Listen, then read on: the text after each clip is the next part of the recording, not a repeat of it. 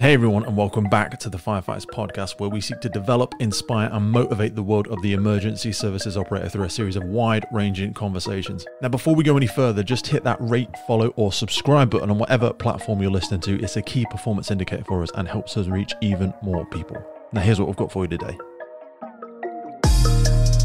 Sam, welcome to the podcast. How you doing, brother? Brilliant, mate. It's a privilege to be asked to come on, mate. I'm grateful. Thank you. Mate, I was really sort of humbled when you kind of reached out and you mentioned some really valuable things that just kind of triggered so much in my head around some of the things we've been discussing on the podcast around mentoring and the strength of the people that you'd been around and how you felt they'd developed you.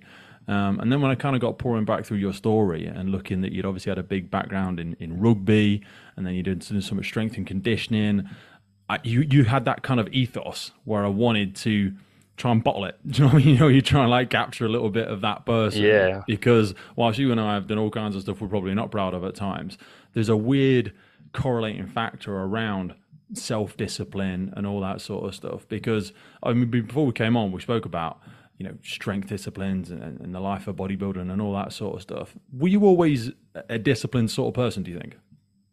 I think massively. I think growing up, I'm a builder's son. And I say that quite proudly, really, So, early in the morning, I could hear that transit van start up outside my house at 6 in the morning. I think, from a 10-year-old onwards, really, and you think, well, I'm going to work with my dad today, and that wasn't a bad thing. That was pushing mowers or whatever. That created that kind of, I suppose, start to my life, really. I'm not saying I went without or anything like that. It was just the way things were, and moving forwards, you learn to sort of, I suppose, grow up quick, No, 100%. I mean, there's so much correlation there because my dad ran a building firm for about 45 years. And there is something weird about going and filling skips on the weekend and, carrying, mixes up scaffolding and all that sort of stuff, where it gives you a different kind of grounding and expectation of what hard work is. And whilst it really sucked at the time, and like when we had some holidays for me would have been going to work with my dad because my mum was working and she worked in an office, so I couldn't really go with her. So I would go and be on the building site, and if I didn't want to get involved, I would sit in the van by myself. And you don't have a, you don't have a phone back then. You could listen to crap radio, or you could get out and get involved. That's exactly the same as me. Do you know what? I used to relish when we run out of materials on a building site, because then you could sit in the van and drive to the building, to the building merchants, and not have to do anything. Yeah. I used to fall asleep every day on the way back. Every time I met, I was fucking bushed, absolutely crushed. But wasn't there something nice, like at lunchtime, when you just used to like find a spot in the middle of the wreckage somewhere, you'd pull over a bag of cement, or you'd go and find a spot that wasn't covered in cat piss in the sandbag, and you would just sort of nestle in. And there was something about, and I felt this a lot actually when I used to start going to my first stack fires and my first big fires, when you get yourself a hot can or you get yourself something like the welfare van and just go and find yourself that little spot to nestle into. Do you know what I mean? There was kind of something weird about that. Did you have that? Yeah, mate. I don't know if there's a more comfortable place than a wheelbarrow. Sat in an empty wheelbarrow. That's. Yeah, but you're absolutely right. And I used to find it quite weird going to school on a Monday, actually, because you'd go back into normal sort of thing, and you think, but like you say, it at the time, like you say, absolutely sucked. But now I think I'm grateful for that, because like from an early age, you learn. What's important in life, and that's work rate, really. That was it for me. But then when I started getting into some of the different sporting disciplines, because my dad played a lot of field hockey and stuff like that, so I started out doing lots of running and doing lots of hockey, and then I kind of found my own loves with slightly more physical sports. But I was naturally a really skinny dude, so I was looking back through some of your stuff. You transitioned at some point in time because you seem to have pretty great genetics. Have you always been into physical stuff? Have you always done athletics? Because I know we're going to talk about how you've kind of come full circle with the British Firefighter Challenge stuff now, but what was your kind of first love with sports, and how did that come about? I mean, probably running cross country. Ironically, being a strength athlete now, was my thing. And what I kind of liked about it was you didn't really need anything. It's just you against you. You could just settle it in your own mind and just go. So I did a lot of running. Then I got into rugby. I wasn't that good at it, to be honest with you. I was okay, but you know, I was, you know, if someone ran at me, you know, I'd had that in my head, you know, right, okay, you know, I'm quite comfortable with that, you know, I'm try and stick you on your head, Hmm. but yeah, skill wise, yeah, I mean, you know, I was probably good at the things that required no talent, if that makes sense. Yeah, I hear you, brother. I was always one of those that I knew I would outwork most people. But what I actually struggled with, honestly, with the rugby side of it, was the social side. Because I never really drank, because I was into all of my lifting and all of my craziness so early on in life. And I'd read, Arnie's, encyclopedia of bodybuilding and all that crazy shit. I never drank. Well, that's an exaggeration. I Yeah. drank when I was 16 and I was playing rugby and a few things like that. And I quickly got out of that. So I found it hard doing like club rugby and stuff like that because it was such a massive social aspect to it. Whereas I was going home and prepping 8 meals for the next day and all that sort of stupidness. Were you much of a social guy, or how did you strike that? I'm super intrinsic at that time in my life, I suppose. Intrinsic, shy, I'm not really sure, you know, but I was certainly the guy that sat in the background, you know, I wasn't, and I struggled in those environments, you know, and, you know, they'd say, you know, rugby trials and things, you know, wear flashy socks so you stick out, or, but it just never sat well with me, you know, I was quite happy to just be on my own, if that makes sense. I don't know if that's because I was I mean, I've got a half sister, but she, you know, I didn't live with her from a young age. But Mm. whether that's because you grow up on your own as an only kid, or I'm not sure. But I definitely struggled in those larger groups for sure. So, at what age did you? So, you grew up as a single child, as such.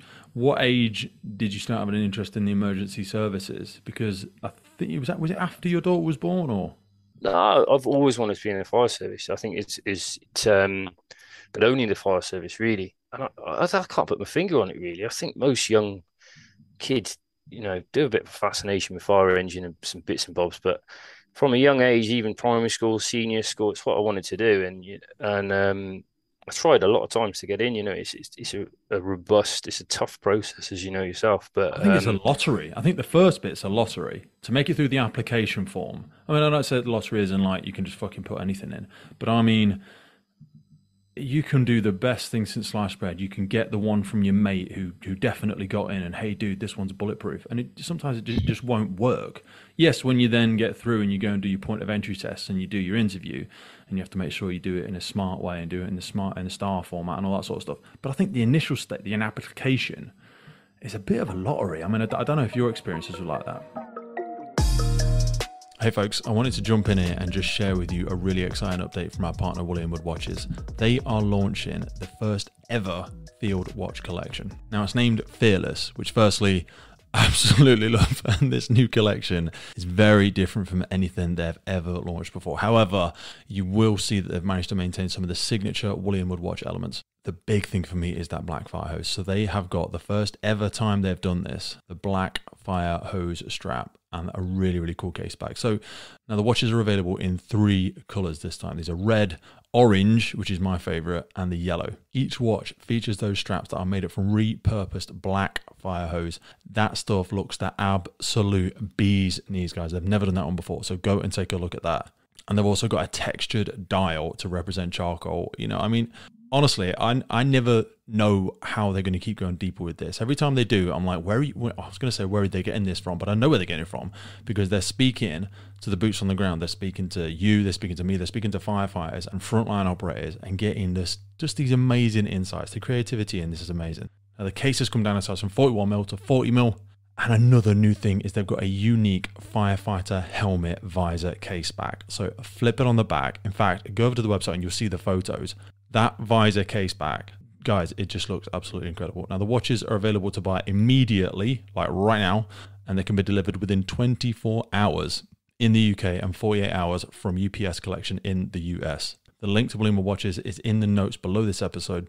You will not regret it. I am 100% putting this on my list. I'm going to be nagging them like crazy because I know you can pay in 3 stages as well. You haven't got to go in full whack on this. The new Fearless collection, William Watches. Go check it out. I was born in sort of Middlesex, Staines, and then I moved to Cornwall when I was 5. And then at the age of 18, from 16 to 18, I worked in the steelworks. So I was sort of, which I enjoyed But then at 18, I went to university. And after university, I went into the fitness industry. And just as I was getting into the fitness industry, I tried, but I put a really flimsy application form in. Hmm. So I'm not surprised that one didn't go. And I think a lot of it was not knowing the right and wrong things to write, if that makes sense. Yeah, yeah. Yeah, it's just like you say, as time goes on, you sort of get, I had a bit more life experience, I suppose, What was the thought process in and I going was to able uni? to sort of put those situations and those things. That was rugby. That was my dad. So I was really happy working on site. I'm grateful I'm not there now. At the time, as a youngster, it was brilliant fun. It was hilarious. I just thought it was great. But we grafted, we worked hard, Hmm. and but yeah, I went to university mostly to play rugby, I suppose. My dad just said, "Look, give it a shot. If it's not for you, then you can always sort of come back." I never did go back. I stayed in where I am. So that was that really. That was fair play to him because I don't think and this is it's such a cack excuse, I know, but when we're kids, like we do need a bit of guidance. My parents probably gave me too much freedom because I was a really Yeah, bit of an arsehole kid, and I started taking lots of drugs when I was like 16, 17, just performance enhancing drugs, and they found like needles in my room. We had a massive disconnect, and they kind of let me wander off into the world. And I do begrudge that a little bit because part of me felt like they should have leaned in a bit more. And that sounds like such a BS excuse. I always say that, by the time you've got the key, when you can sit behind the wheel of a car, your excuses that you attach to your parents have like an expiration date. You need to take responsibility for it. And I yeah, do. But I'm a bit like, my sister went to university, and I don't think my life would be any better or worse if I had gone. But they didn't push me to go. And you'd argue that that's a great deal of freedom and fair play to them, but like you kind of had that experience, but still came back and felt that it wasn't for you. Why did you choose to go in the fitness industry after it? it's because I did a degree in strength and conditioning. So that's what I did. But I didn't really go back to Cornwall just because I was settled where I was, and I had this little part-time job while I was at uni in the gym. And in the summer holidays, people used to go home, and I stayed and did this gym instructor's course. Hmm. And that's just where my path led, And then I sort of started teaching classes. Uni again is another environment I struggled with. Again, mainly because of just being a quiet guy, and my whole life, I suppose I've been driven to rugby training by my dad, or made to go. And whilst I was there, I did enjoy it, but this was the first time you sort of could make your own choices. And I found myself enjoying the gym work more than I did actually playing rugby. Although I really like rugby, I do enjoy it. I did enjoy it, but it was the gym work. It was the first time I wrapped my hands around that Olympic bar. I thought, oh, okay, this feels good. It's very logical, isn't it? You can see a tangible improvement. It's a very closed system as well, is what I kind of like a lot about strength and conditioning.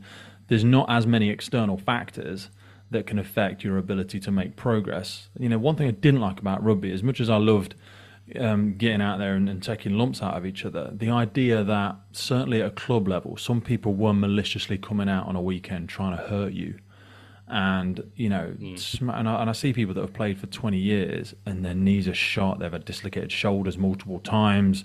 They've been knocked out God knows how many times. And I'm like, yeah, I don't think as a hobby that's worth it for me. For me, it wasn't worth it. So Yeah, yeah, I was the same, brother. I went straight into the gym and thought, I get this, I like it, it's rewarding, and I can see how I make progress with it. yeah, that's right. Yeah, and that's just where it was. I ended up in the fitness sector for 10 years, or just in low level. I worked in sort of low level management in fitness, and on the most part, I enjoyed it. But my heart was always on the big red truck. And every time I see one go past, I'd lock the sensor up at the night. I'd often, you create these scenarios in your head. These dreams, I suppose. So when did you finally go for it? I tried in 2017, I think, and I got fairly far through the process. I got through past application stage through, and yeah, that was a big jump. I was like, okay, this can be done now. I had a bit of a taste for it. And in 2018, that's when I got my head down. My daughter was born, and I had a second one on the way, Bonnie, and everything just clicked. And I went into those application, into those interviews like I was prepping for a battle, for like I just had to become something I thought I wasn't, if that makes sense. I learned everything on the website. I was just trying to prepare, and if leave no stone unturned, if that makes sense, and I was successful and it worked for me. So There really is a whole other I'm level you can grateful. go to with that, isn't it? When you finally get that moment where you say to yourself, "Stop fucking about." Do you know what I mean? You say you're working as hard as you can. You're not. You go to bed at night and you think to yourself, "You know what? I could have done an extra hour today. I could have actually written it all down. I could have asked my missus to test me on it." And I didn't do any of that. And I have the Yeah, audacity to be surprised that I failed. And you're like, well, you didn't really put that's everything into it, did exactly you? right. You have to get over That's your own bullshit exactly right. sometimes. You have, and it would, I probably wouldn't be in the job if it wasn't for my wife, sitting there, revising, testing me on the stuff that was on the internet, you know, putting me in these asking me those uncomfortable questions, and and yeah, that's it. Like you say, if you at least if it doesn't work out and you've done that, then you know that it maybe wasn't right. But like you say, there's a lot of situations in life where you can fall back and go, actually, Hmm. you know, I fell to the level of my preparation there. I This love is the that, key mate. point, I You're suppose. 100% right. I always say to people, and they go, "Oh, I just can't do it. I've tried everything." I'm like, "Everything? Everything?" Well, I mean, I've tried thousands. You've Yeah. thousands? Name 50. And they're like, "Okay, well, I've tried hundreds. Hundreds, really. Okay, I've tried these three things multiple times and they're not working." Right, okay, so that's honest then. So you said about your missus, how important do you think it is having somebody in your life that's actually emotionally strong enough to challenge you? Because we're guys that have come from a physical background, and that tends to make people very driven, sometimes very stubborn. But I suppose, luckily, I mean, your missus is no stranger to the gym. So is she quite a strong person? Because some people are quite passive and they don't really like challenging their partner.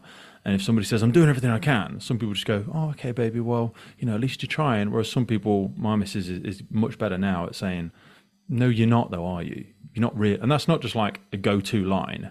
She'll know when I've been fucking Mm. about, or I've been sat there for 15 minutes because I went on Instagram to answer one message and got lost down a rabbit hole. That's easy done. Like, I thought you said you had some shit to do.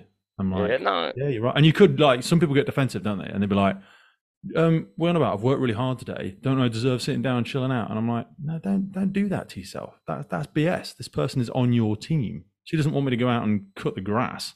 She's encouraging me to do the things that I say are important to me." So how much of a factor did she play in your life, do you think, for that? yeah, massively. I mean, she's had her own battles, through life, through various forms. She's a nurse, and Wow. what's the great thing for me is we were both in the fitness industry, and she knew what I wanted to do, and she sort of put everything on the back burner herself, so I could get where I want to. And fortunately, after I'd done a couple of years in the fire service, I was able to do the same for her. Mm. I'd got through my development, and she was able to apply to become a nurse, and started at the bottom, in care homes. Again, wasn't getting the opportunities, but went through the care home system and then into the NHS, and now she's doing brilliant. So that was nice, a bit of give back. But yeah, so I suppose, you know, she's a strong person, but we've supported each other. I mean, she's probably supported me that I've done some quite selfish sports over the years, yourself. So Yeah, man. but yeah, she's been there with me from the start. I'm very lucky. Yeah, when you said about doing selfish sports and stuff like that, that's kind of the unseen part. I mean, we're both sort of past it now, but in the world of bodybuilding and strongman and stuff, I do, I do secretly worry, about relationships that live in those environments. And I'm like, are both of those people in on this? And they're like, "Yeah, I support my partner 100%." Yeah, okay, you support your partner 100%, but when does that become an abusive relationship? And I don't mean physically abusive. And if it is physically abusive, that's horrific. But financial and time abuse is actually an easier thing to bleed into. And it takes a lot, like you say, to be able to stop yourself and go, "I've got kids now. My missus has also got her dreams and her ambitions." That's a tough thing to strike the balance with, to get that kind of level of self awareness. And I'm sure I still repeatedly get it wrong.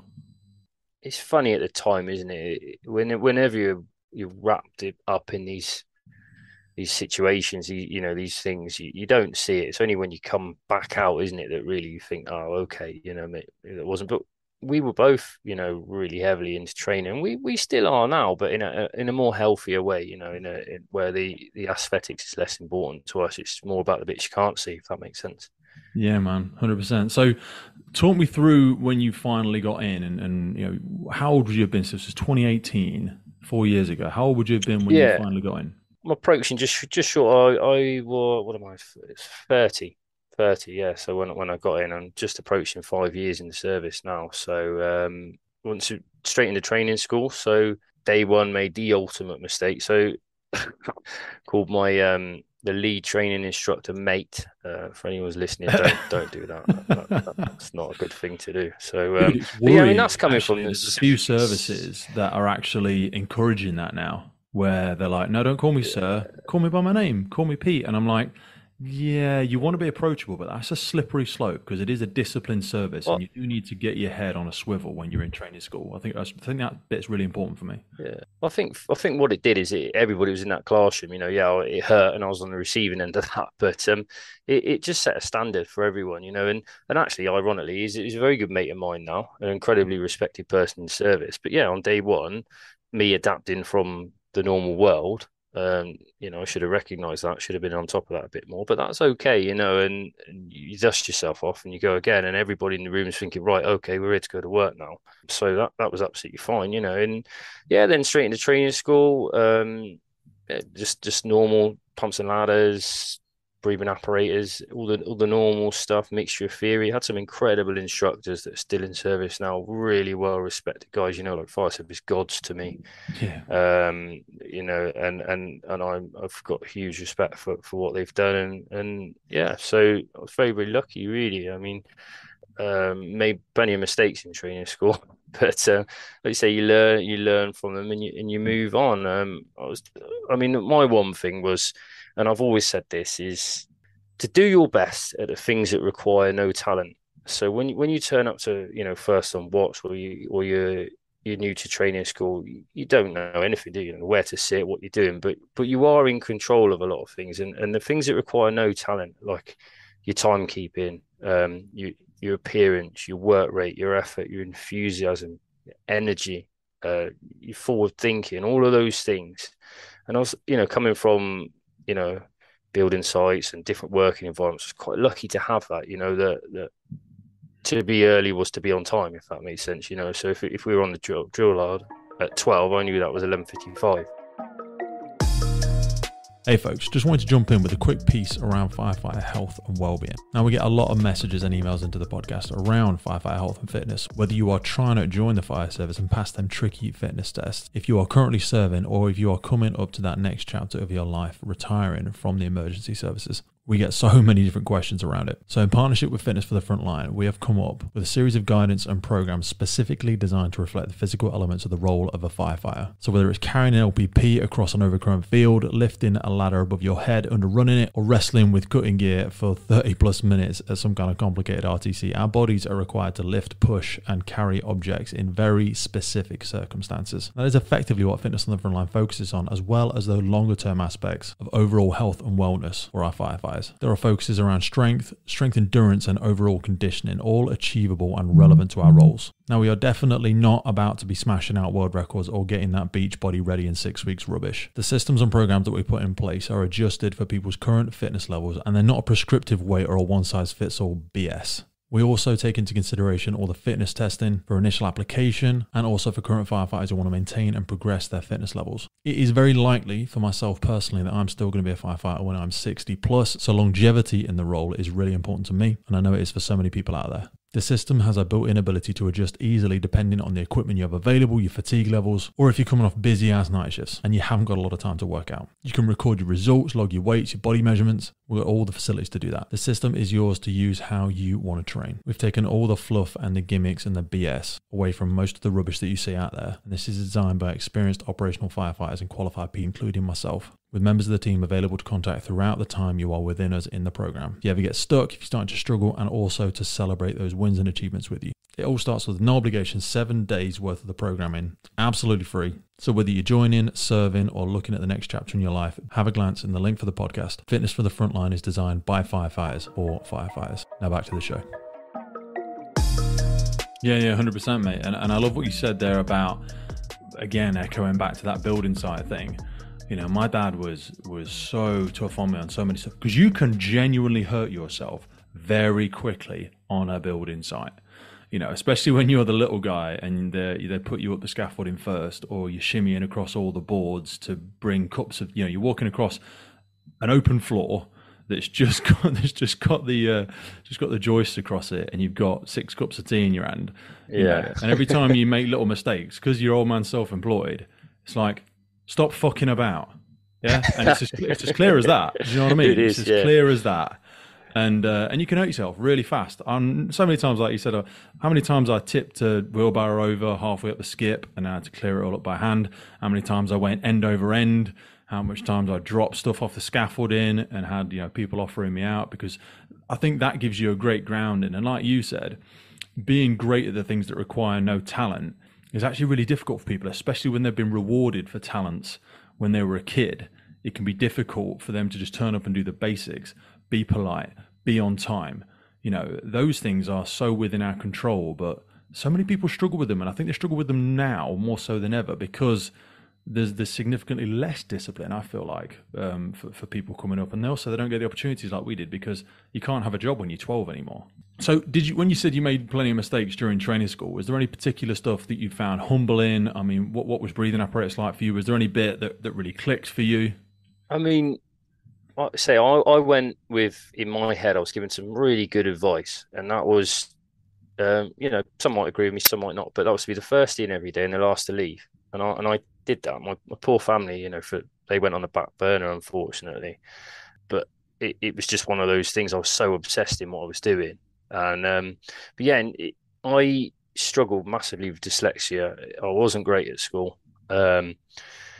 Ironically, people might view that differently. We'll get into that a bit later, but like, in terms of, you know, this was a new environment. A lot of theory isn't a fire service that people don't realise. You know, physics and chemistry and bits and bobs like that. Maths as well. You know, and so practically out on the drill yard, you know, that work. I mean, I did, like I said, a lot of stuff wrong, but I did it wrong fast.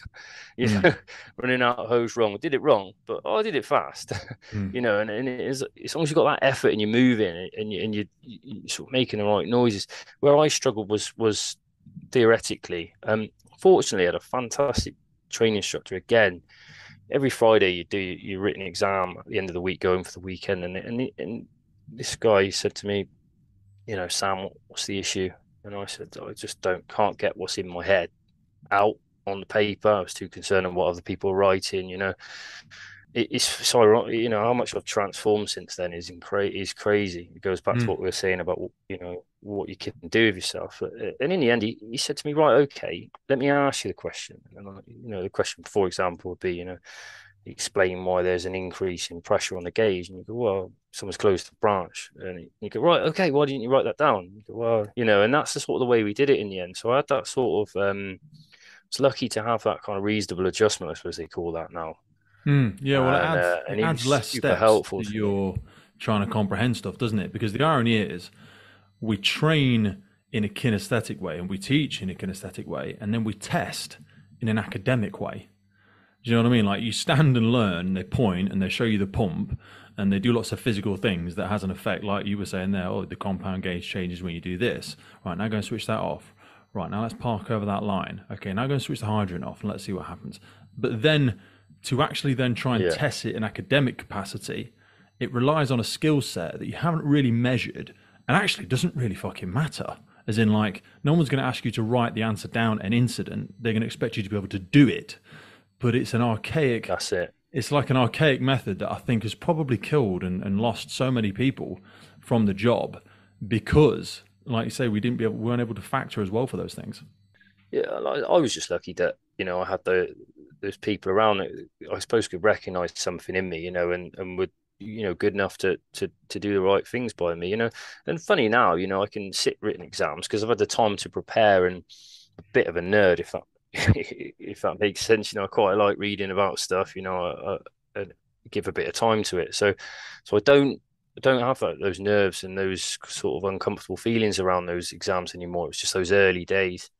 But yeah, some really good people, lucky, and we used to do a reflective log at the end of every day, and then that was I'm an extremely reflective person, probably sort of self-destructively reflective at times, but I think it's important to be reflective, and it would say we talk about something, and I would say in it, I've took my foot off the jack beam today. I won't do that again, and by writing down, I won't take my foot off the jack beam again, it was just that little piece. It just helped me. So I'd go in the next day, and I'd almost, I'd written it down, and I'd taken ownership of it. I had a non-negotiable sort of contract written with myself, and that really helped those reflective logs. They were good for me. Mm. I love what you make there as well, because I think there's a larger thing at work there when people can decide the sort of person they're not going to be. Because when you say people, oh, what sort of person do you want to be, or what do you want to be seen as, or how do you want to develop, and they go, I want to be great. I want to be the best. I want to be better. What the fuck does that mean? That's not very tangible. Do you know what I mean? It's not really something you can measure against. But if you say, what sort of person are you not going to be? Then you can really put some accurate things down. You say, well, I'm not going to tell lies. You know what I mean? I'm not going to cheat on my missus. Do you know what I mean? I'm not going to cheat on a test. I'm not going to steal from people. I'm not going to disappoint my watch by being the most unfit person there. I'm not going to be the person that everybody has to carry. I'm not going to be the person that embarrasses us at an incident because I have not prepared. If you can put down some clear, like you say, non-negotiables, it really helps make life a little bit clearer. I love what you said earlier about your daughter's being born, and just take me back for a second to how it kind of changed your mindset, and if it was anything about parking your ego in there, or because selfishness is a great thing to an extent. I always say some people should be a little bit more selfish, but it kind of has a reverse effect when your first child is born, because it's like, I always say, it's like taking a piece of your heart out and letting it live outside of your body, because it's a walking thing that can hurt itself and all kinds of stuff. How did having children change for you? Incredibly blessed to have two beautiful kids, but yeah, it was that. If we go back to that point where we said, am I really trying? Am I really doing? Am I coasting? And that's what changed for me, was actually, this isn't just about me anymore. This isn't, just enough's not going to be enough anymore, and that's where the real effort went in, I suppose, because you've got someone else to provide for. You're a role model now as well. So they're looking, even at the early stages of life, but, and I wanted her to look at me and just think, right, yeah, my dad is doing the best he can. That's it. It's the best he can aspect of it. Because like you say, before, when you're just talking, it's like different levels. There's your mates, then there's your partner, and then that next level is your kids. Or I'm sure your parents are probably in there somewhere. I'd say your parents aren't even as important for me as your partner sometimes. Like your mates, you can BS them, and they're not as innocent as children, so they allow all sorts of complexity to get in the way, and they go, oh yeah, Sam, well, it's really hard, isn't it, and life's really complex, and we've got all this stuff to do, and yeah, well, you're obviously trying your hardest, mate, you're smashing it, yeah, go for it. In the back of your mind, you're like, yeah, I'm not really, am I? And then your parents, again, they want the best for you most of the time, so they let you get away with a lot of disappointments, because ultimately they don't like seeing you get upset, they don't like seeing you go for stuff and not get it.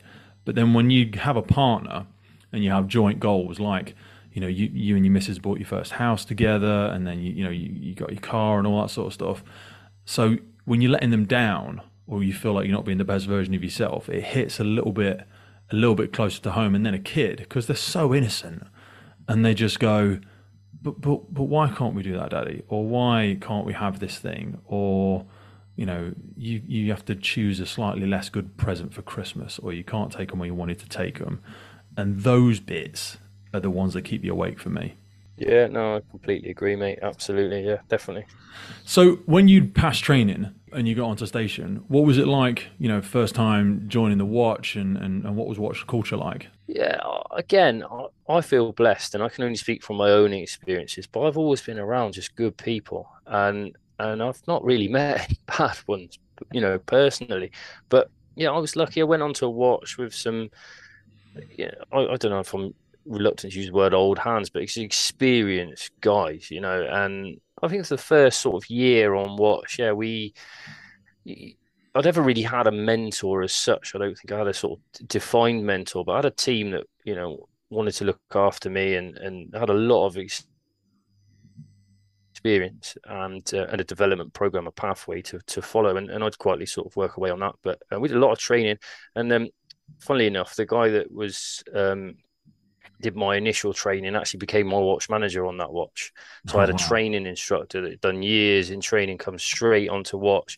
Yeah, and we hammered it. We hit training super hard, and it's all you want to do, isn't it? When you're new, Mm. it's just train and learn. But yeah, it was good. Yeah, brilliant. So I always think that we should go back to doing more of that, where people have 6 months, 12 months, or like a year or so in the training department, then go back out into watches. I see in a lot of services that people go into training departments and they stay there for years and years and years and years, which is great.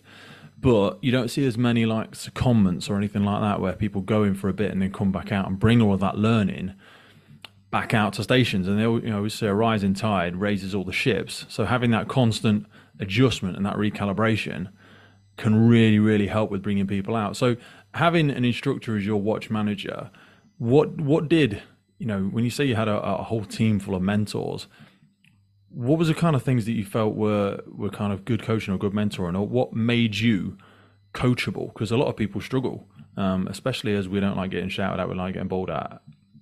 Well, it was so I had these good guys, and it's a funny story. So one guy, he's retired now. Well, all of them are retired actually, all three or four of them. But he used to get up really early in the morning, and he'd mop all the floors and clean the truck. And I had this thing in my head. I said, you know what, that's not happening when I'm here. That can happen, So I'd get up before him and mopping the floor, and I could see him sort of looking at me. And this went on for ages. And he just said to me, and he said, Sam, you might as well stop because this is what I enjoy doing, and this is my thing. So I get why you're doing it, and I'm respectful of that. But so that was quite funny, really.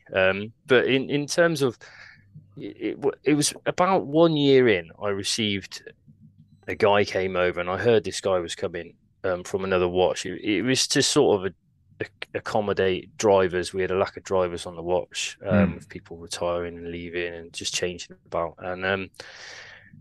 And he was a brilliant guy, firm. I'd worked with him a little bit before, but I didn't know loads about him. And yeah, I was told he's going to be your mentor. You're going to have a set mentor now, and I'm brilliant. Yeah, absolutely great. But that was a baptism of fire again, And we sat in the back of the truck for day one, and he says, he's looking at me, and I'm waiting for it. You're waiting for the first question. Yeah. He goes, all right, now then. So he come from West Mids originally, but transferred, and I said, he said, now then, Sam, what do you know about that tally you're writing on the set? I said, oh, it's put my pressure on it, put my name on it. He's like, okay, what else is on it? And then you'd think, no, don't look at it. And then that's where it started for me. And we would start learning these little intricate bits. And then eventually, we would learn that it was 125 mil long by 38 mil wide. And I mean, someone might correct me on that now. I think that's right. I'm drawing from, it's yellow. Why is it yellow? Because it's compressed air, denotes fit for human consumption, and it was a crazy depth of knowledge, and we would start with that, and then I'd learn it all in order. Then we'd move on to the tallies on the the guidelines, the branch ones, the main Yeah. ones, and we'd learn all this information. And what I suppose I didn't realize at the time was you could be almost forgiven for thinking, "Wow, my goodness, this is a lot of information." What is it necessary? And a lot of people would say, and I've had these professional discussions with people, that's not necessary. You don't need to know that. And the truth is, and what I didn't realize at the time was he was training my brain. He was training me how to learn. He was an intelligent man, but he was giving, like, we'd go to the gym and we train our muscles. And he was doing the same with my brain. And every day he'd I'd fatigue me in my brain, and I'd retain a little bit more information, and it was becoming almost an academic person, something I'd never been before, because we were going through all this, and because I'd learned that, learning other information became a little bit easier, because you're learning the little things, the little 1% of details. And so I was very fortunate, but it was hard, in terms of what I don't know what makes somebody be able want to learn that more than another person. I'm not too sure. I think it's respect for the person in front of you, it's respect for the job. Um, it's a bit of everything, but yeah, I was super fortunate, and not everyone is as lucky as me, I suppose, to have that start. But Well, there it's you go. wax on, wax off in my head. Do you know what I mean? When you were talking then, it was making me think of the old Karate Kid stuff where he's like, what is the point of this? I can't see a correlation between what you're asking me to do and what I'm actually here to learn. You're testing me on, how wide and thick the tally is. I don't need to know that. I need to know what to use it for. And you go, yeah, you're going to have that. But Yeah, then yeah, yeah, aside that, you're going to have all of these reference points, which are going to further embed it. It's a little bit like putting pins on something in a board. If you've got a piece of paper and you need to learn that piece of paper, but all you've got is one pin in the middle of it because that's the one thing you know about it and you're trying to just remember the answer. But if you remember everything about it, you remember what color it is. You remember how many pieces of text are on the first line. You remember what sort of font it's written in. You start to get so many layers of knowledge. And equally, the various different things you can use equipment for. So there'll be one immediate purpose for a piece of equipment, but like the fire service, it's a massive toolbox, isn't it? Everything that we drive around with. So knowing there's 1,000 different things you can do this one piece with gets you to know that piece of kit in and out. yeah, I always say, every time we get a new piece of kit, I would say, has it been firefighter tested yet?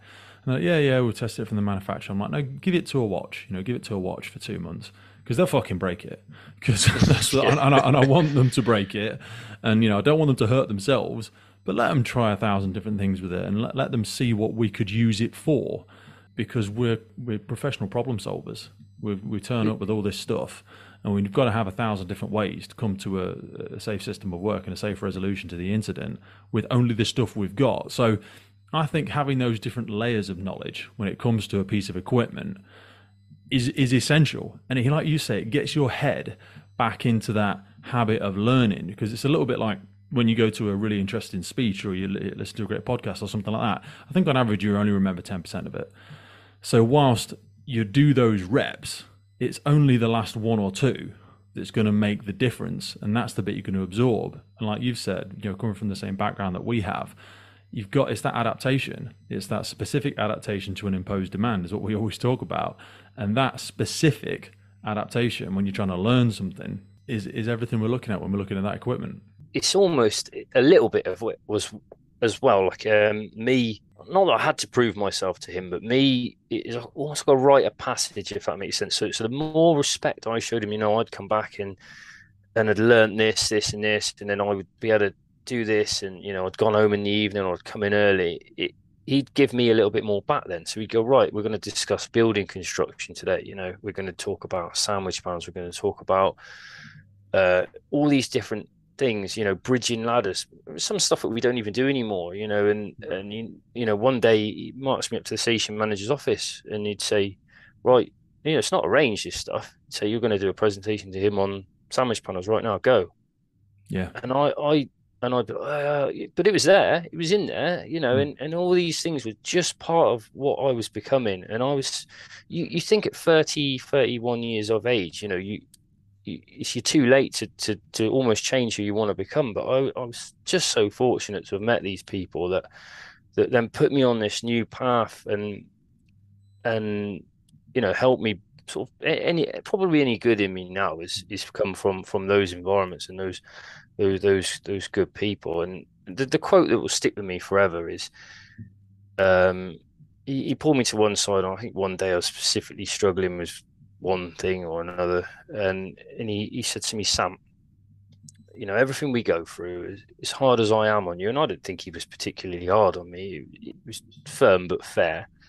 It is so you can go home to your family safe every night, and that's the reality of it. Really, is I think sometimes it's easy to forget that it's a dangerous job, and if you're not paying it the respects it deserves, doing your training, putting your hours in, you can get caught out. And even if you are doing those things, you can get caught out. So it's just giving that, your respect to our line of work, and that's what it is for me.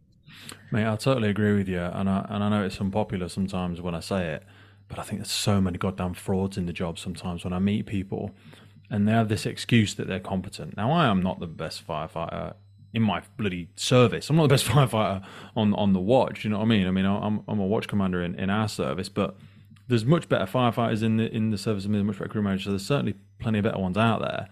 But competency is a weird thing. I actually don't even like the word at all, because when people say they're competent and they're almost proud of it, for me, that's like you're a hair's width away from not being good enough. And, I have this when you see people preparing for their fitness tests or preparing for their reaccreditations every 2 years, every 1 year, whatever it is in your service, and they get nervous about it, and like they just pass it. And I'm like, just pass it? That's fucking worrying. Because, especially when I'm still 18 stone something now, and I'm like, when I see you struggle through that reaccreditation, when I'm mentoring or coaching somebody and I'm watching them, doing a dummy run through one of the units or something like that, and they just make it through, and they are hanging out their arse, dragging a 55 kilo dummy out of the building, I'm like, that's less than 10 stone. How many people do you know that are less than 10 stone? Well, it might be a kid. Yeah, okay, we're all in love with the idea of rescuing a kid. Kids don't really get stuck in buildings because they're quite fit. The parents want to get them out first because we're worried about them. They scramble their way out. It's the fat people that die in fires, or it's the old person, or the person that's infirm, or the person that, or if I get stuck in there, are you going to drag me out? If we're wearing together, can you pull me out? And yeah, we laugh and we joke. Yeah, stop fucking about. Can you do it or not? No, you can't. Yeah. So that's what really grinds me, is I hate this idea that we're just good enough. And people play it down, and like, you're in your 30s and you had to be coachable to take that on board. I know you're giving a lot of credit to a lot of other people here, but I want to hold you accountable to the fact that you had to be receptive of that. They say you can lead a horse to water, but you can't make him drink. And you had to want to drink that. You had to want to swallow that. You had to want to take that on board. Some people are just too goddamn cool for school sometimes now. And they've finished being a student. Like you say, some people at that age in their life, they're like, I've got these set of cards, I've got these qualifications, or I've got these GCSEs, I've gone into this profession, this is all I am. And they slip into that fixed mindset. And especially in the emergency services now, where we're going through so much change, so many changes in procedures, the role is evolving, the equipment is evolving, you have got to be the eternal student. Competency is not going to fucking cut it.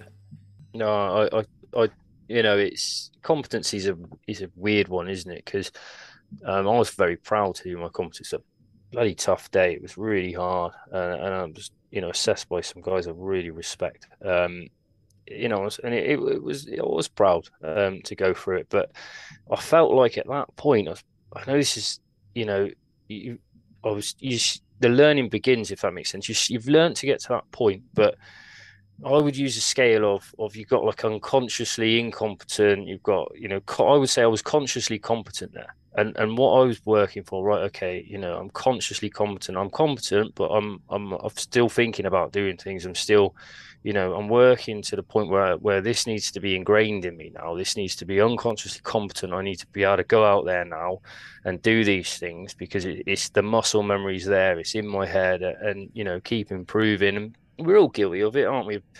I'm not sitting for definitely, not sitting here pretending I'm perfect or I've got it all right. That's not at all. But No. as long as you're trying, and today is this thing we're doing here now is uncomfortable. You got to put yourself in these uncomfortable positions. You put yourself at number one in a drill, expecting it to go wrong. Because it's harder to go there than it is, to just go 3 or 4 on the ladder, isn't it? Put yourself in these positions where you're going to tie the knot, or you're going to do these things, and that's where you grow, don't you? You grow out of these uncomfortable situations. Be comfortable with being uncomfortable. 100%. And you articulated it perfectly there. And I just want to say thank you for having been brave enough to come on, because I always say to people, look, It's a bit like when you first go into the command seat and stuff like that. You start a whole nother chapter of your learning process. And with the podcast, I always call it learning out loud, because you've got to have the humility to go on. And we have some wonderful, firefighters, doctors, paramedics, police officers, and just sector experts, even in our sector. And I come on and I just look like a dick half the time because I say something that I think is the case or I've roughly had a look at. But that person becomes another mentor. That person becomes another teacher. And the amount of people we get emailing or, I mean, you contacted into the podcast as well. And it always starts with something like, hey, dude, really enjoy the podcast. Thanks for doing it. Did you know this? Or, by the way, in episode whatever, you said this, and actually you might want to take a look at this. And if you've got too much of an ego, which I definitely had when I was younger, you'd spend your time going, fucking hell, I'm not doing this anymore. I feel like a dick. Everyone's laughing at me. I keep making mistakes, and surely everybody knows that I'm obviously not very good. But the amount of development I get from it, the amount of people that's like, I think we've got like 16 or 17 debriefs that people have sent in, and these are like, protected documents that people have sent in, and then we get to go through and share with the listeners. It's such a humbling process. But like you were saying about passing your competency, it's a little bit like that's just the first stage. If anything, it's the first time when people actually, you're not actually in a position to be a great firefighter alongside everybody else. All it means is they don't have to look round to see if you've fallen down a hole, or they haven't got to watch you carefully so you don't walk off the roof, or so you don't take your foot off the jack beam, or so you do actually foot it when they're climbing. Only if you continue to be a student can you then get to the position that they're even close to, which is being able to help each other. It's your opportunity then to continue to accelerate ahead and learn something else so that you can turn back around to the watch and help them develop and help them support, because they've just given you all of their knowledge, or they've given you as much as they could. They've taken you from nothing to competency. So paying it back is not just being there competent next to them. It's what can you go away and learn? What can you go away and develop? They've had to do it for 10, 15, 20, 30, 40 years. I mean, Jesus, I joined, 15 years ago, and I think we're the same age. I'm like 32 now. I know I'm going to do, I'll be 65 by the time we get there. So I'm going to do like another 33 years in this job. I'll have done 48, 49 years by the time I retire. So when people have done 10, 15, 20 years, you've got to come in and bring all of that energy and bring all that enthusiasm and want to learn to be able to help them. Do you know what I mean? That's where I think people get lost a little bit. I think you can really underestimate so like I say, I'm coming up to 5 years now in the service, but you can really underestimate, even no matter what stage you are, the impact that you can have in your environment, and positive or negative. So it was also some minority that can affect the majority for good or bad, but you can go. We'll sit on the back of the truck. There's some super competent guys. Some real knowledgeable, good firefighters on our watch, and and someone will say, "Oh, I like quizzing. I like asking questions." So I'll say, "Oh, what's the voltage that you can cut with the cutters on a BA set?" Someone will say, "Oh, 1,000," and then someone else will fire a question, and it snowballs. What does a green triangle mean on the thermal image camera? And everybody's going around the truck, and you've got guys that have been in 20 years sat there, and they're enjoying it as much as anyone else. So it's everybody's getting something out of it. And then when you're walking around the truck doing your locker, checking your lockers, your bits and bobs, you're asking questions all the time, and I'll shout, or someone will shout, what does this do? What does this inflate to? And that's that positive learning environment. We haven't got a development firefighter at the moment, but that even without that, you're still pushing, you're still hungry for it, you're still trying to learn, because the attrition of knowledge in this job is quite quick, isn't it? If you don't keep on top of it, it does drain out, the things that will fall out of your head, and they're not gone forever.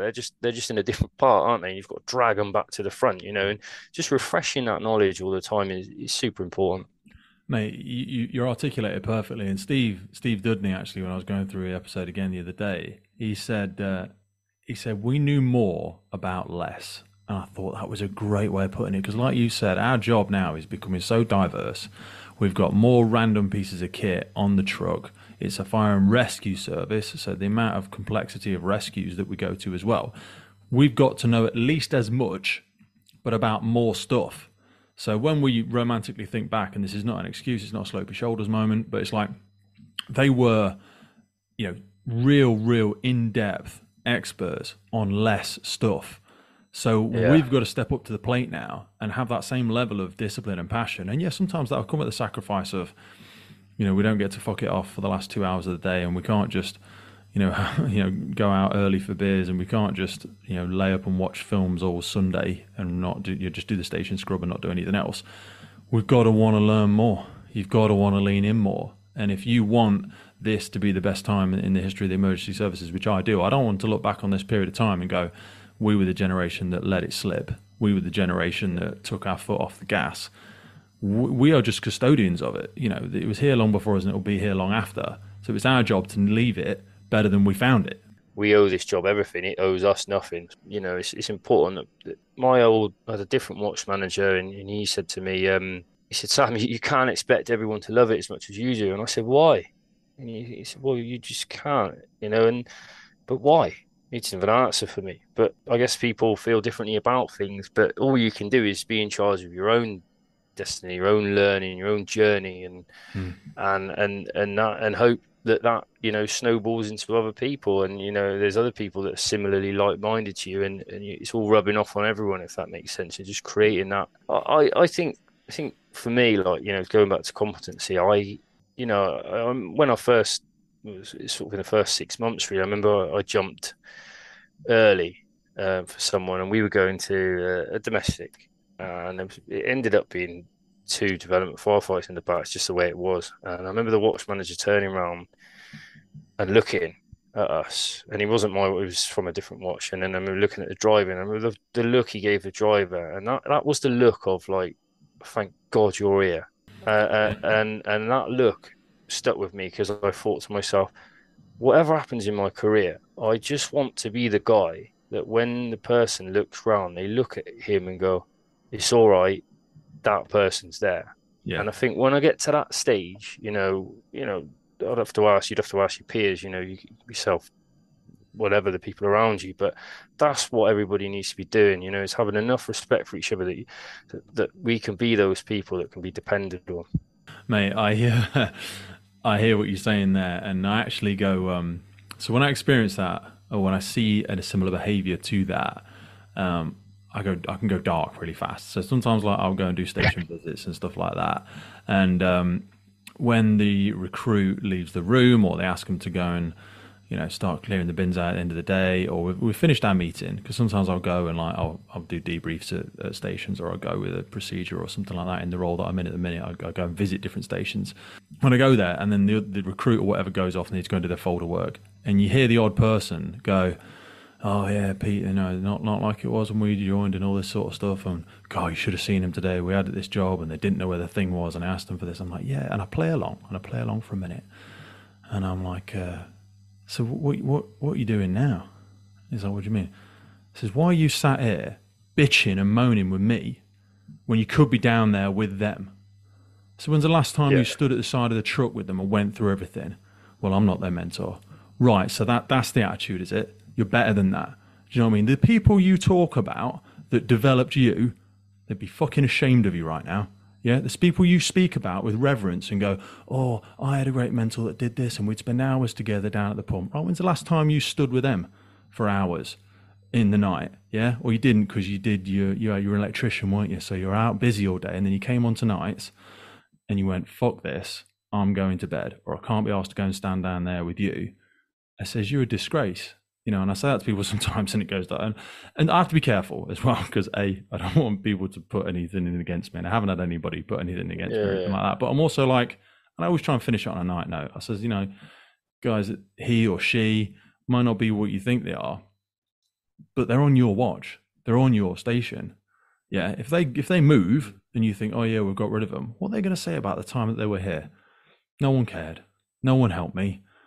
It smashed my confidence. I don't feel like I know what I'm doing, and nobody there really helped me. It's you. You've got to lean in. They are a representation of you. I'm so proud of the recruits that I've had the opportunity to work with and mentor and stuff like that, because I want them to look back. Like you said, when someone turns around and looks you on the back of the pump and has confidence, I want somebody to leave the watch that I've been on or where I've been in charge of them or cared upon them. They go, hey, you know what? He really listened and he really helped me out. And I actually went to him with this thing once. I was really struggling with it, and he helped me out. Not because I was the font of all knowledge. Maybe I just got them in contact with a sector expert. Maybe we called an instructor out to come and join us on the watch for the day. Whatever it might be, you're the one that's got to lean in. You don't expect them to come all the way. I always say to people, meet me at like 70%. I'm not expecting you to go. Some people expect recruits to go all the way now. They expect them to be super hungry, and yeah, we were, but people are not like that as much these days, and that's okay because they've got all their own stuff going on, and I think the financial side of it is making things more challenging because everyone has to have a second employment now, at least, if not three. Yeah. So they come into work and they're a little bit tired, and sometimes they lose that passion for the job a little bit because they're so busy having to support their families with a second income. But it's down to us to be able to lean in that extra bit, because otherwise, if people don't come in and they're not hungry, we are going to be in that position. And I'm sure you find it now. And I'd love to speak to you about where things are at in your service. Is we're having so much recruitment now, that you will very quickly, if not already, find yourself to be one of the senior hands on a pump, and you're like, Christ, this fire engine's got 8 years of experience on it. That's the max it's got. We've not, that JO's been in role. They've been in for 3 years, and now they've done 1 year acting up. So they've been in for 4 years. I've been in for 5, and there'll be a collective, very low experience. So the only secret weapon you're going to have is teamwork.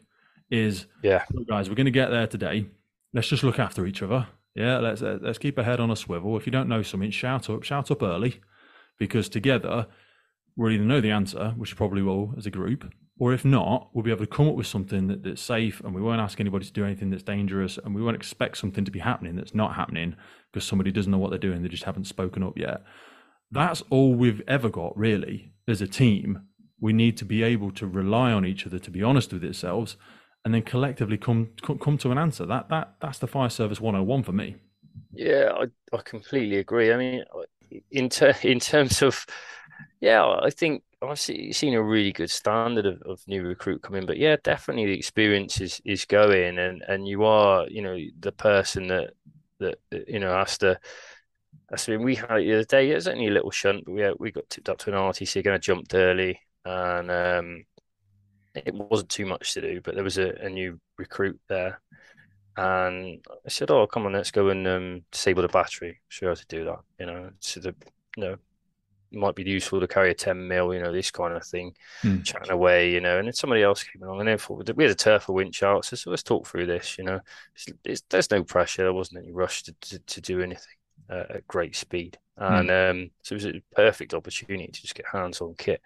Someone else said, "Oh yeah, stick with Kush, she's got one of them brains." I said, what do you mean? So them brains? This is, well, it's just weird for someone that was bottom set of everything at school, massive dyslexia, just really struggled. Yeah, you just take the information on, don't you? It's like, I was just sort of smiling to myself, thinking, all right, okay, but that's not the case. It's the work that's gone in forward. But what was really nice for me there was I was able to then sort of give back to this, and then the next shift they came on, and this she rushed up to me. She was like, "Oh, Sam, I've got myself a 10, 12, and a 13 mil spanner for my pocket." And I was just grinning. I was thinking, brilliant. I'm not asking everyone to go out and buy their own kit, but people are, she's hungry for it, and I'm thinking that's amazing. You could ask the question, which terminal do you take off first? That kind of stuff, and it's just you rolling then, aren't you? And so I've seen a really good standard. I can remember the first incident I went to where I thought, where I looked round actually, and it was the first major incident I'd driven to as well. So it was a fairly new job, about a year and a half ago. I was fairly new to driving. I love driving, but we're getting messages come through the radio, confirm mechanical entrapment, minivan, to confirmed medically entrapped. The information's filtering through from control. We're quite a long way away, so I'm sort of driving close to my capabilities, because as the information's coming through, you're relatively inexperienced. This it's my first big job I drove to, and we got there, and everyone jumped off, and I sat in the cab and I looked, and I didn't move.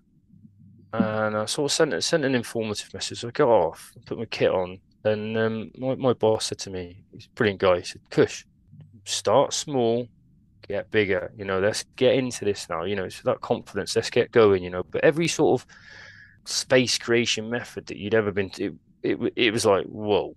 I've never Mm. seen anything like it in my entire life. It's a rural community, so we do get a lot of RTCs. Yeah. And I looked around, and it was a bit of a split crew, a bit of a mixture of everyone, and then I could just feel people looking at me. And I thought, oh, this is me now. Yeah, This is my exactly. I'm that this one. is this is my time. Right? Okay, yeah, okay. And as soon as I recognised that, and you got in that, right, okay. But it was, all we could see was literally an arm. It was crazy, and we got there. We did a very good job in the end. But that was, I recognise that incident as being right. This is there is no more being coached Yeah. at this stage now. This But then were this you is it. looking over your shoulder to see who's there? And like you haven't even got to have all the answers, but people are looking at you with that sort of seeing your hand now, and they're going, "All right, what do you think then, Kush?" And you're going, you could be that dick and go, "Well, fucking, I don't know. What's the incident commander said?"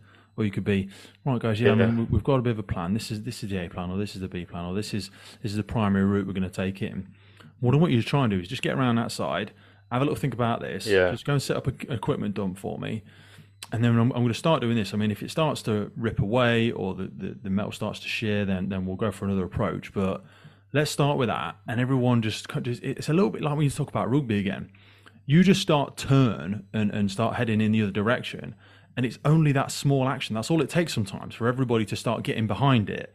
And then you start moving as a team, and that those that's it. really, really small but significant things. Because same when you spoke about that girl and bringing the spanners into work. Some people can either douse that flame, or they can give a little bit more oxygen to it. Because somebody could say, "Hey, I've got a 10 more spanner," and you get some people out there just go, "Right, that was a bit sad. Nobody cares. Why? There's one on the truck," and then they just turn Mm, around to try and laugh at someone that's just trying to, and that could be it for them. Not as in they'll leave the yeah, job, but that could be enough for them to go, "I'm not doing that again. I'm not making myself look a dick. Do you know, I'm not even going to get involved. I'm not really that bothered. I'm not even sure really why. I'm going to put a transfer in. I'm not really enjoying this." And it honestly can be as little as that. But talk to me about driving, because driving was something that I was always stoked to do. I don't drive anymore because the role I'm in doesn't require me to drive. Well, doesn't I don't drive the appliances anymore. But when I first did it, I drove the trucks for like 10 years. Absolutely loved it. But you also get a different perspective as a driver, like you say, because some jobs, especially road traffic collisions, you get a different view of it because you're sat back sometimes, taking all the messages, doing the risk assessments, checking in with officers and all that sort of jazz. And you see the whole thing unfold in front of you. And sometimes you can learn even more from that. yeah. I mean, RTCs are like bees to a honey pot, aren't they? Sometimes you can learn a lot from standing back. But driving, I mean, I've been driving just over a year now on blues, and obviously you do your test a bit before that. But Mm. yeah, I'm sitting there smiling now. It's my favorite part of the job. It is just ace. But like you say, it's a variety to the role as well. So it means that I can now go in. You go into it's a different kind of pressure, isn't it? Setting up a fire ground and making sure the hose is flaked up, making sure you don't run out of water, sending messages, first impressions, informatives. It's a new pressure, and I quite like that. Just keeping on edge, and then the next day you'll be wearing BA, next day you'll be driving the aerial platform, Mm. and then it's you've got the different excitements of but we've got three very keen drivers on the watch, and everybody knows when it's their turn. Yeah. But you do, and you comes with so much more. Obviously, there's a responsibility of the fact you've got to get everybody there safely. Yeah, there's the obvious bits about that. But because you're then always sat next to the incident commander, he or she relies on you to kind of be their right hand as well, because you're talking a lot more on the way. You're talking even when you're out doing community safety, everything like that. You're together a lot more. So I find it a really good transitional step for those that want to, Yeah, do that incident command role, because like you say, you get involved with all of the command support stuff. You get involved with the messaging formats. You're always accessing the risk information far more. You're going into the depths of analytical risk assessments and filling out everything for the incident commander. Yeah. And they rely on you significantly more. And whilst everyone should have a general understanding of where stuff is on the truck, you've got to be one of the best pumper operators on the truck. You've got to be one of the best at command support. You've got to know where everything is. You've got to make sure it's fueled. It really does bring a whole extra level of responsibility to it. And unlike incident command, I don't know what it's like in your service, we don't get paid anymore for it. And I think that's going to be a crux for the development of UK Fire and Rescue Service. And it's something I think we're going to have to change, because a lot of people, funnily enough, don't want to drive these days. Not a lot of people, but a certain number of people, a percentage of the population of the fire service, don't have an interest in driving. And also the fact that you're putting your own license at risk is an interesting one. I mean, you obviously have got a passion for it, but do you see the same appetite for driving in new recruits? Or, you know, what you said, obviously someone had to move at one point at that time because you were struggling for drivers on the watch. Do you see that same thing, or am I just speaking out of my own bias? No, you know, I can only talk in facts, and there is a bit of a driver shortage. You know, I mean, I don't know why that is, why people aren't so keen on. Maybe it is the extra responsibility, you know, like you say, if you bump the truck, it affects your license. I'm not sure, but it could be that. I mean, I'm not sure, mate. You know, like you say, there's a number of reasons why. I think some services put it in as part of the development role, but yeah, that's not seen here. No, it's Firefighter 9, isn't it? In the I think it is Firefighter 9. Firefighter 9.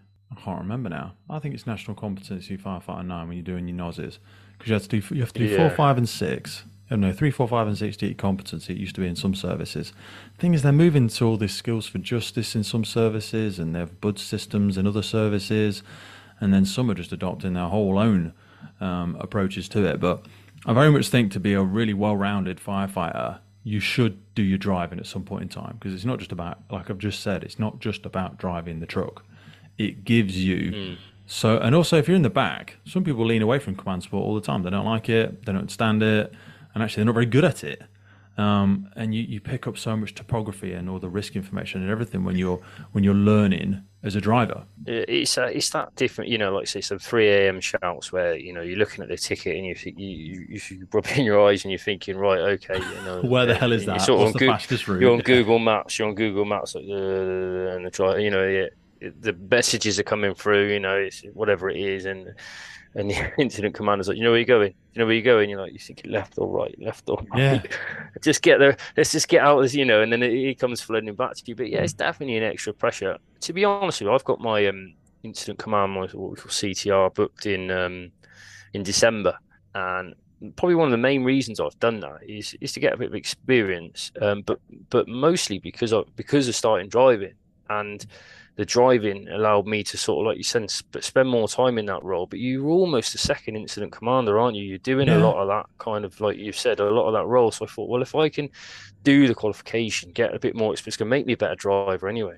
I think everybody should do their initial command, their initial instant command, whether it's an IIC or whatever it is called in their service, because it does just give you an appreciation for what the incident commander is thinking about.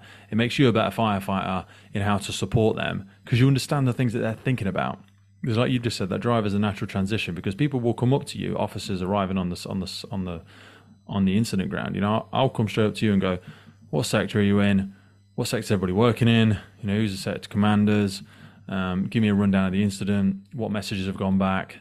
You know, they're the questions that are going to be asked. And you immediately have a greater understanding of that, as well as knowing all the intricacies of what the actual incident is, like everyone on the fire ground is going to know.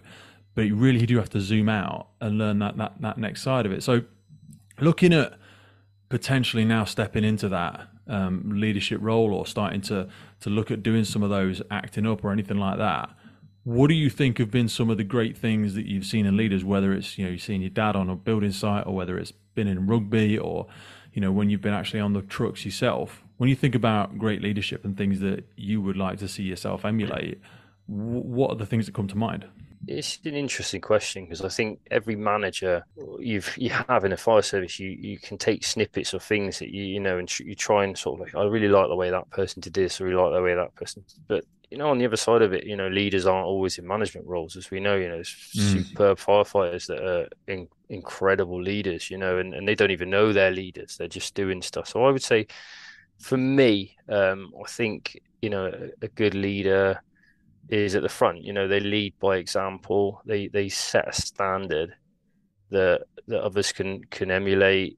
And look at. And that, again, these are my own personal opinions. Other people might differ, but if I was, that's the kind of thing. You create an environment where you know people feel comfortable to learn, comfortable to make mistakes, but also we know that when it's time to go to work, it's time to go to work. Sort of firm, fair approach, Yeah. sort of that open door policy, I suppose. But it's yeah. I mean, like I've had all sorts of different managers that have done different things that I thought, are absolutely brilliant, to motivate people, And we had a watch manager, then he used to take pictures of kit, little just little corners, so a little bit of a branch or a little bit of just zoomed right in, and he'd WhatsApp them to everyone. He'd go, right, Mate, that's a great drill. honestly, honestly, You could do do that your. with I've just thought literally because we use oh, what's the thing we use? There's a little quiz app you can download on your phone. What's it I called? know the one you mean. Yeah, I've done it. I can't remember what it's called though. Yeah, Oh, yeah, and you can all. It's a bit like the buzz games. Do you know what I mean? Where you can all log into it, and you can just create a little quiz yourself. That'd be a great idea. Like what was the other thing that you used to see on TV where they would reveal? Was that catchphrase where they reveal the squares? It was a catchphrase, wasn't it? yeah, I think so. Yeah, Yeah, that'd be great. Where you're like just that's revealing that's it different really. So bits. That'd be you would just perfect. take a picture of the back of a BA board or or a screw on a branch or the annular groove on a hose or whatever, and it would be zoomed right in, and you'd all sit there thinking, what is that, but it was a brilliant little thing that you would do, and I love that, and everybody, no matter how long they've been in, is thinking, why is that, and then you'd Yeah. zoom out and go, oh my God, I can't, but yeah, two things, you get to know the kit better because you're looking at it in that detail. It goes back to that initial detail we were talking about. Hmm. But, everyone's engaged. Another thing that manager used to do that I really liked was he had a real hate for people sitting on a truck on their phone, like on AFAs and things like that. Number five normally comes, if you're lucky to have five, Yeah. will come with the incident commander or one person. So he would always come with you, but he'd give you the ticket at whatever level, and he'd walk behind you, Yeah. and he say, feel the pressure, and he'd go, are you happy to go? You sure it's a false alarm? You sure it's a fault with the system? Yeah. And you feeling that pressure differently then, aren't you? Because then you're Hmm. like, I'm not just sat on a truck doing nothing here at the moment, and that's that kind of little bits and bobs that different people used to do, Yeah. so you take these things and hopefully that you hold on to them and you can pass them on. Mate, 100%. There's so many things that flashed through my mind as you were talking then. It was like, when you're talking about taking a small picture of something, I always used to, and I still try and do it now, I'd black things out instead. Like if you pulled up a locker, took a picture of the locker, and then just blacked it out or like blurred it out on the screen and go, what's missing from this picture? Or you take a risk document and black out the title of the name and any address or anything like that. And just from knowing what it says, so it says things like, I don't know, you say, oh, this has got 6 acetylene cylinders. It's got approximately 500 people during the day. It's got 200 people during the night. It's got 2 external staircases. It's got a shop above it, and or a shop below, and then residential above it. And just keep revealing pieces of information to see who gets the name of the risk first. Do you know what I mean? Little stuff like that, Yeah, as boring as it is or whatever, it's a great thing to do. Or you take a picture of a map and black out all the streets and go, what's the name of that street? You know what I mean? Or, see who can get the furthest by saying, right, we'll leave the station, get me to this address, and they have to name every street as they go.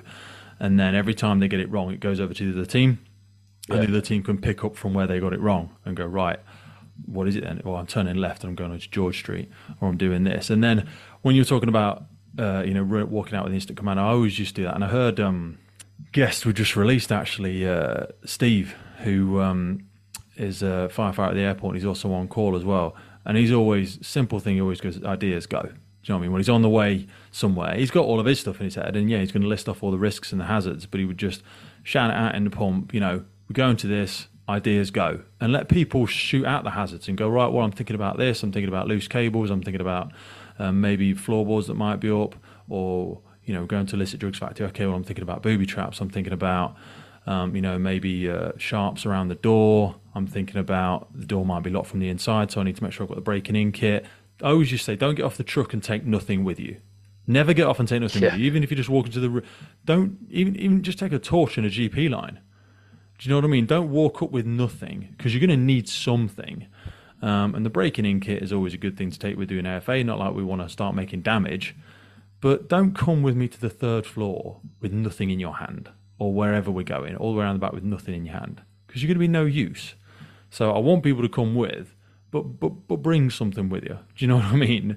And then we can talk about it. What made you decide to get that? Not to make it look stupid, but tell me your thought process behind it. That's brilliant. I wanted to ask you about recruits and some of the common mistakes that you sometimes see new recruits make as a kind of flip side of the good stuff that you've done. But when you're seeing people come through now, is there any common mistakes or like a piece of bad advice that you think people should ignore? I think ultimately you got to set your own standards, and motivation, it just comes and goes. No matter who you are, some days you're more motivated, but you got to have that discipline. If you've got discipline, you're going to you got to do my advice is just do the little things. Just do the little things well. Like, handing over the truck, making sure it's nice. That represents us, cleaning the locker seals out, cleaning the cab out. You start with the little things and everything starts rolling. People notice that kind of stuff. But, I haven't really seen, but one thing I would say is, like, say, you're a master of your own destiny, and I've only heard it said a few times, but it's the yeah, I know. That's one thing I'd never say. If somebody's trying to tell you something, even if you genuinely know it, which you're probably going to learn something from it anyway. The yeah, I know, or I've already been told that. I just sit quietly. You can listen to everything. You can dismiss what you want to dismiss, but just absorb as much as you can. Everybody wants to help you. Nobody wants to see a firefighter not do well or struggle, do they? We're all together, aren't we? You could be wearing BA with that person, So I would, you got to get together and ask, be brave, have these conversations with anyone, on watch transition. You can speak to other people from other watches. I don't know what it's like in different services. I'm speaking from ours. I'm comfortable to do that, and I see it, but yeah, it's okay to, especially during the development, isn't it, to make these mistakes and learn and grow from them. But yeah, That's the best thing, mate. Like you said, sometimes about coming in early and getting that handover, because you haven't got to be the person in charge to come and listen to a handover. I used to invite recruits, and I still do whenever I'm on station, invite recruits into the watch room for the handover, unless there's a piece of sensitive information about a certain firefighter or something like that. Come in and listen to the handover. Or if the person doesn't want you in the watch room listening to the handover, then go out and wash the trucks with the crew before you, or at least go out and be present. Ask them what jobs they went on to. Ask them how it went. Get their perspective, because you're on the same service. But like you said, even if someone's talking about something you already know, you're going to hear it in a different way. You're going to hear it in a different perspective. Whenever you're talking, all you know is the stuff that you know. You're not going to learn anything. Listen to your own bloody voice. Anybody knows that better than me, because of a goddamn podcast. I listen to my freaking self editing audio all the time. I'm like, shut the fuck up and listen. Do you know what I mean? But when you're hearing other people, that's expanding your perspectives. It's giving you a different angle, a different view, a different lens through which to view the same subject matter sometimes. And it does go wrong. It doesn't define you. And I that's something I've struggled with. I am a master of self-destruction. I can sit there and I want to do so well that it goes wrong, and there's nothing wrong with that, when it doesn't go quite right, it's just about picking yourself back up and having another go. I did my 20-month review, obviously quite a while ago now, and it screwed the ladders up big time. something that I'd done a ridiculous amount of times. And, it was horrendous. To be fair, no one did that well. A lot of it is nerves, a lot of different bits and bobs. Yeah. But then I come in the next day and I thought, I was absolutely beating myself up big time about it. And I said and I could see the look in my watch manager, and that was the same watch manager that was training school. And I said, look, my, my BA set's already serviced. My guy's gone. I said, my kit's out ready to go. All I can do is go out on that drill yard and put it right for you now. And he's like, right, 5 minutes, full kit. And we did every Beautiful. single pitch we could do in that way. Oh no, car's parked there, go out that way, And I could see his face, He said, well, why didn't you do that yesterday? I was like, I don't know. Mm. I don't know. Straight in on the phone to the training team, right? I've done this, and that's it. These things, they hurt at the time, when it doesn't go right, but you can't give up. You could just go again. Love that, mate. Absolutely love that. And that kind of brings me on to something we were talking about before we started recording. Is obviously one of the first interactions we had with each other was this year at the British Firefighter Challenge. You come from such a colossal fitness background, but you were saying before, and I kind of wanted us to close on it, both around the fitness aspect, but also the humility about trying something new. Because is this the first time you'd done it, and sort of how did you find it? Yeah, it was the first time I'd done it. My preparation was poor. I got shoved in a relay team. Do you know what? It I had signed up for it quite a long time ago, and I'd had the ambition of being this machine ready to go. Time I got there, and of course, time just there's no excuses. Family bits and bobs. I just didn't get to the training sessions the other guys were doing. I hadn't been to any, and and I rocked up on the day. But did a lot of fitness, I was still on the assault bike in the gym, still putting the work in. But it's a different type of fitness. It's very different, and and I thought I'll be okay, but yeah, it's the skill sets. It's learning. I've already got like a line and a 70 fixed up, ready to go. To practice. Because I was terrible at that. I Yeah. ran to the third floor. Talk about like being humiliated. I'll tell you what, I don't think I'll ever live this down in the service. It's just a constant joke now. I ran to the third floor 3 times to the wrong one because I was, can you believe I was that guy, and I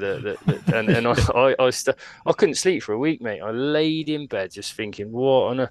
And it's going, Kush, you've only got to go to the top. Like, you've got to go to the top. And I'm like, yeah, stop saying that. Sound, I know where I've got to go. I get it. When there's no more stuff I above get, me, it's just I get sky. it, I And I'm get it, there. but Yeah, I yeah, can't yeah. do it. It's just shocking, man. And it's just I hit that wall and I got to the barrels, I think, and I thought, oh, the wheel. I went to the third floor, so I competed against a guy on the same on Blackwatch, that I know well, and then I made it back to the fourth because I hauled it all the way up to the. I had to lower it all the I way down. remember. I Yeah. made Well, it back yours to the went. Yours fourth. came crashing down, didn't it? Oh yeah, I think because I was so angry at myself, managed to catch him back up. Went ahead on the hammer. The hammer was okay for me. It's the one thing I was worried about that went all right. Yeah, and then I went ahead on the hose roll. Thought right, we're back in, and then bang! I just hit the proverbial wall. That was it. The wheels came off. I was hanging out of my ass. I just thought, fuck me, where has this come from? This 70 kilo dummy, and I couldn't even like the lactic build up in my forearms. I was thinking, you pussy, what is wrong with you? Like, this, So weird, isn't it, mate? yeah, and I got to the Fucking end of that. 2 minutes, 3 minutes. So It's like angry at myself, what? so furious. And then on the relay as well, we did well on the relay, but again, I not practiced any of it. So they said the other three pretty seasoned. They've been, especially Matt. He's incredible, but I said, I don't know, stick me, stick me where you want to stick me, and obviously put me on the first leg. Oh wow, was it 4 times? The time I got to the fourth one, I was at the bottom. I looked over and this absolute just unit was next to me. I just thought, fuck just literally like I can. And the commentator, he just says, "Come on, mate, you can do it." I thought, oh my god.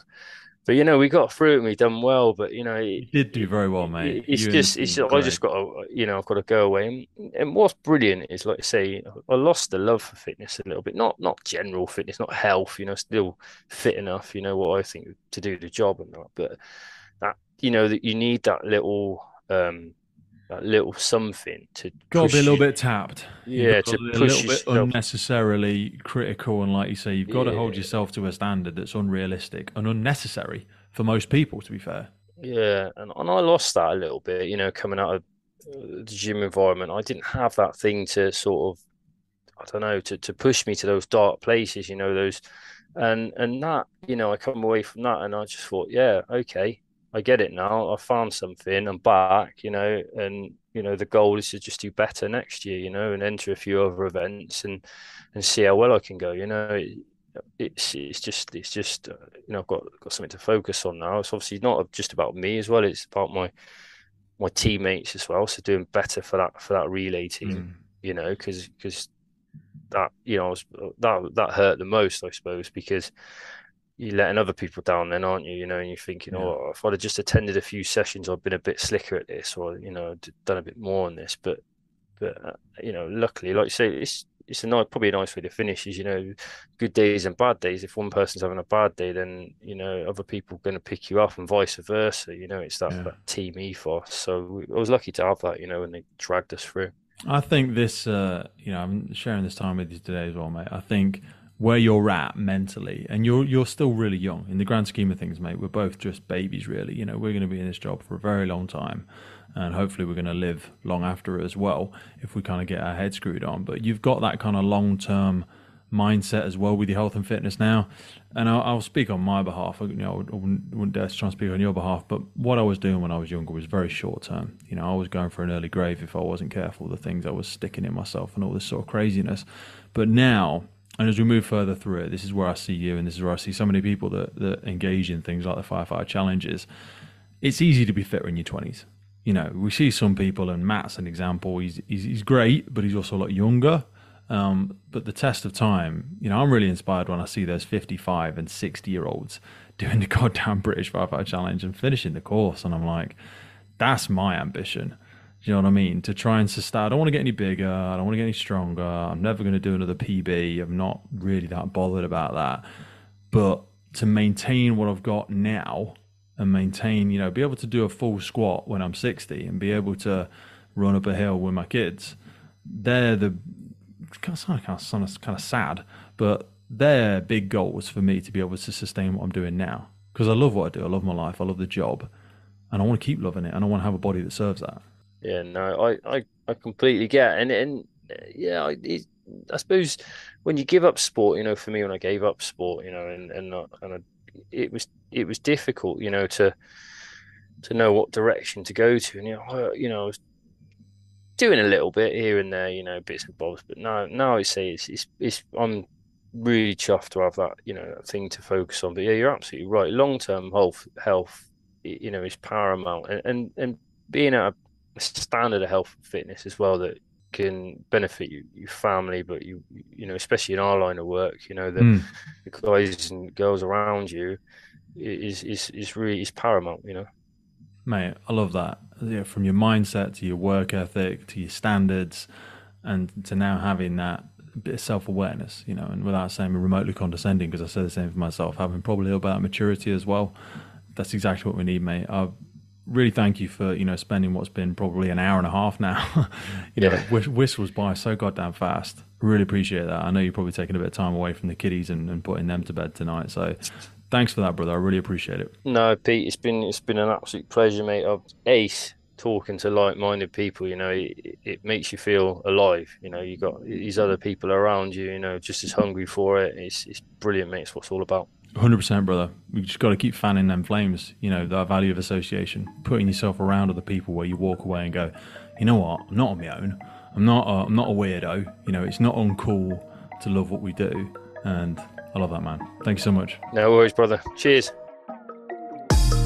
Firefighters podcast is a global podcast seeking to develop, inspire, and motivate the world of the emergency services operators. Through a series of wide-ranging conversations celebrating those within our sector, we seek to encourage and support this incredible group of people. It's brought to you by myself, operational firefighter Pete Wakefield, and I speak with individuals from all walks of life who I sincerely believe can add value to or develop those who have chosen this life path. Please support your emergency services wherever you are in the world, and thank you for listening.